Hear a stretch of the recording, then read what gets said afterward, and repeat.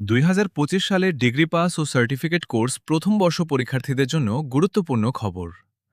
জাতীয় বিশ্ববিদ্যালয় প্রথম বর্ষ ফাইনাল পরীক্ষার রুটিন প্রকাশ করেছে।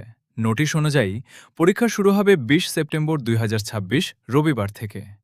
প্রথম দিন অনুষ্ঠিত হবে স্বাধীন বাংলাদেশের অভ্যুদয়ের ইতিহাস পরীক্ষা। পরীক্ষা শুরু হবে দুপুর 1:30 আর পরীক্ষার সময়কাল প্রশ্নপত্রে উল্লেখ করার সময় অনুযায়ী হবে।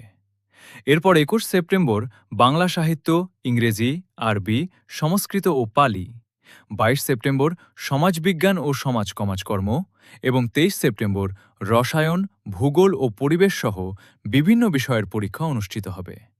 ডিগ্রি প্রথম বর্ষের সম্পূর্ণ পরীক্ষার রুটিন জানতে ভিডিওটি শেষ পর্যন্ত দেখুন এবং আপনার বন্ধুদের সঙ্গে শেয়ার করুন।